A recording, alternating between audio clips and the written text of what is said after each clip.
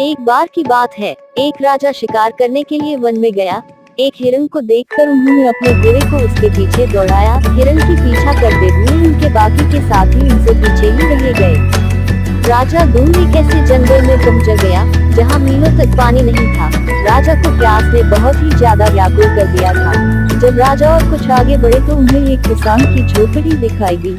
राजा दौड़कर झोपड़ी के पास गए, जहाँ पर उस झोपड़ी के पास 8-9 साल की कन्या खेल रही थी। राजा ने उस कन्या से कहा, बेटी शीघ्र ही एक गिलास जल लाओ, मुझको बहुत जोर से प्यास लगी है। उस कन्या ने राजा को आम मुसाफिर समझकर एक हाथ लाकर डाल दी और बैठने के लिए कहा तथा जल का एक गिलास लाकर राजा के हाथ में थमा दिया। राजा ने देखा कि पानी में तिनके पड़े हुए हैं, जिनको देखकर राजा को बहुत क्रोध आया और उसी आवेश में आकर उस कन्या से कहने लगे कि तुम्हारे पिता कहाँ हैं? कन्या ने उत्तर दिया, मिट्टी को मिट्टी में मिलाने गए हैं। राजा को लड़की पर और ज्यादा क्रोध आया, परंतु प्यास लगी थी, जल पीना था, इसीलिए राजा ने क्रोध को दबाकर कहने लगे कि और साफ जल लाओ।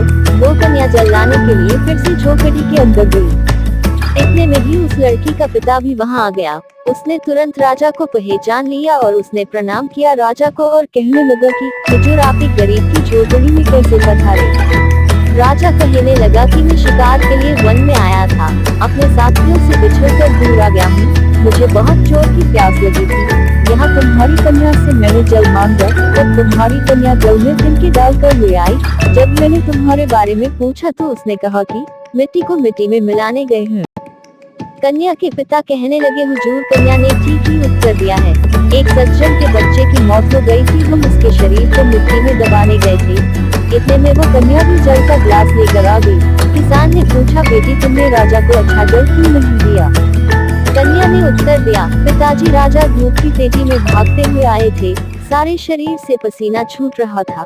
यदि आते ही जल पिला दिया जाता तो वो जल गर्म और ठंडे की वजह से राजा को नुकसान हो सकता था। मैं उनके लिए मना तो नहीं कर सकी, परंतु जल में तिनके डाल लाई ताकि राजा कुछ समय तक जल न पी सके।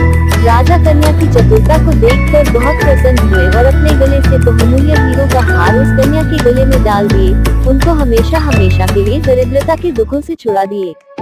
जब यहाँ का राजा भी प्रसन्न होकर यहाँ के दुखों से हमें छुड़ा देता है, तो फिर परमपिता परमात्मा राजी हो जाए तो फिर किसकी समर्थ है जो हमको किसी प्रकार का कष्ट दे सके?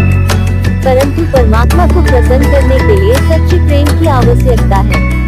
अनेक जप, तप, योग, यज्ञ करने से परमात्मा में स्नेह नहीं हो सकता है। जिसने अपने मन और इंद्रियों को अपने वश में नहीं किया है, उसका किया हुआ जप, योग इत्यादि उस हाथी के स्नान के समान है जो नदी में नहाने के बाद धूल को अपने सबंधों पर डाल लेता है।